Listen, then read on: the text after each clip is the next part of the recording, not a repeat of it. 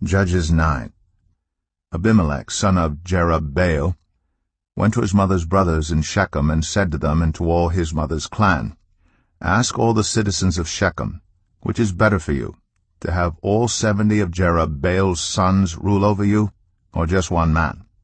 Remember, I am your flesh and blood.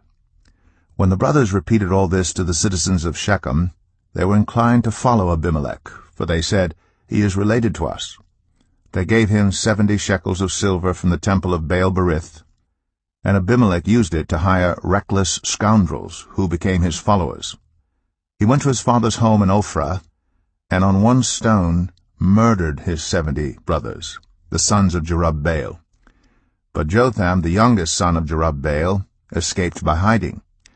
Then all the citizens of Shechem and Beth-Millo gathered beside the great tree at the pillar in Shechem to crown Abimelech king. When Jotham was told about this, he climbed up on the top of Mount Gerizim and shouted to them, Listen to me, citizens of Shechem, so that God may listen to you. One day the trees went out to anoint a king for themselves. They said to the olive tree, Be our king. But the olive tree answered, Should I give up my oil by which both gods and humans are honored, to hold sway over the trees? Next the trees said to the fig tree, Come and be our king. But the fig tree replied, Should I give up my fruit, so good and sweet, to hold sway over the trees? Then the trees said to the vine, Come and be our king. But the vine answered, Should I give up my wine, which cheers both gods and humans, to hold sway over the trees? Finally all the trees said to the thorn bush, Come and be our king. The thorn bush said to the trees, If you really want to anoint me king over you, come and take refuge in my shade. But if not, then let fire come out of the thorn bush and consume the cedars of Lebanon. Have you acted honorably and in good faith by making Abimelech king? Have you been fair to Jerubbaal and his family? Have you treated him as he deserves? Remember that my father fought for you and risked his life to rescue you from the hand of Midian. But today you have revolted against my father's family. You have murdered his 70 sons on a single stone, and have made Abimelech, the son of his female slave, king over the citizens of Shechem, because he is related to you. So, have you acted honorably and in good faith toward Jerubbaal and his family today? If you have, may Abimelech be your joy, and may you be his too. But if you have not, let fire come out from Abimelech and consume you, the citizens of Shechem and Beth-Millo, and let fire come out from you, the citizens of Shechem and Beth-Millo, and consume Abimelech. Then Jotham fled, escaping to Beer, and he lived there because he was afraid of his brother Abimelech. After Abimelech had governed Israel 3 years, God stirred up animosity between Abimelech and the citizens of Shechem, so that they acted treacherously against Abimelech. God did this in order that the crime against Jerubbaal's 70 sons, the shedding of their blood, might be avenged on their brother Abimelech and on the citizens of Shechem, who had helped him murder his brothers. In opposition to him, the citizens of Shechem set men on the hilltops to ambush and rob everyone who passed by, and this was reported to Abimelech. Now Gaal, son of Ebed, moved with his clan into Shechem, and its citizens put their confidence in him. After they had gone out into the fields and gathered the grapes and trodden them, they held a festival in the temple of their God. While they were eating and drinking, they cursed Abimelech. Then Gaal, son of Ebed, said, Who is Abimelech, and why should we Shechemites be subject to him?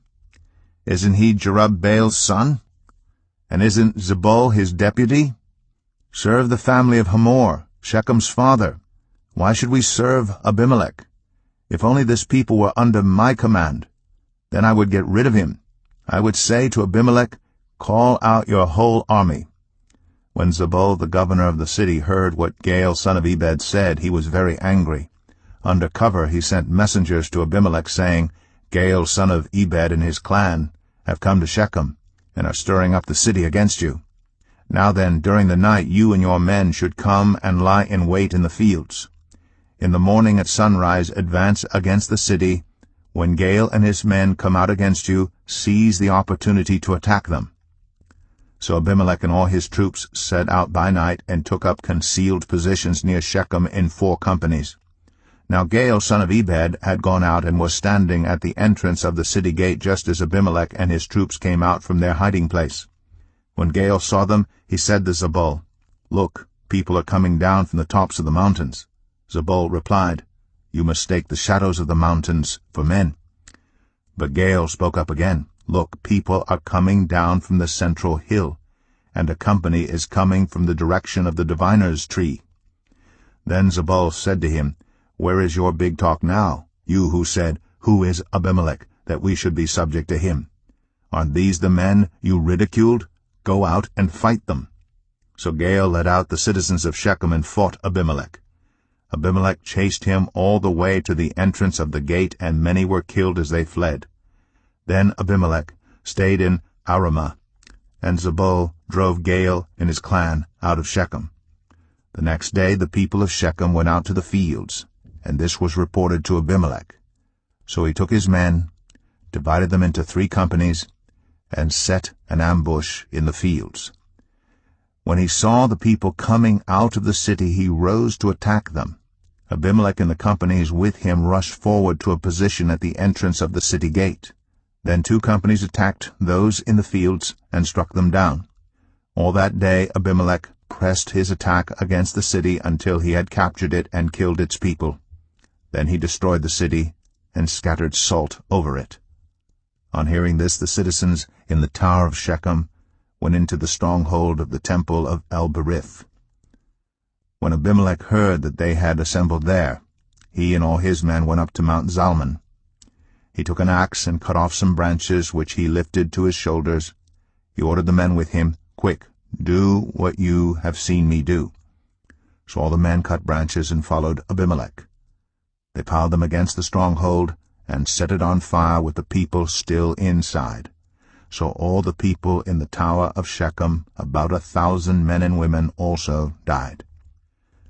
Next Abimelech went to Thebez, and besieged it and captured it. Inside the city, however, was a strong tower, to which all the men and women, all the people of the city, had fled. They had locked themselves in and climbed up on the tower roof. Abimelech went to the tower and attacked it. But as he approached the entrance to the tower to set it on fire, a woman dropped an upper millstone on his head and cracked his skull. Hurriedly, he called to his armor-bearer, "Draw your sword and kill me so that they can't say a woman killed him." So his servant ran him through, and he died. When the Israelites saw that Abimelech was dead, they went home.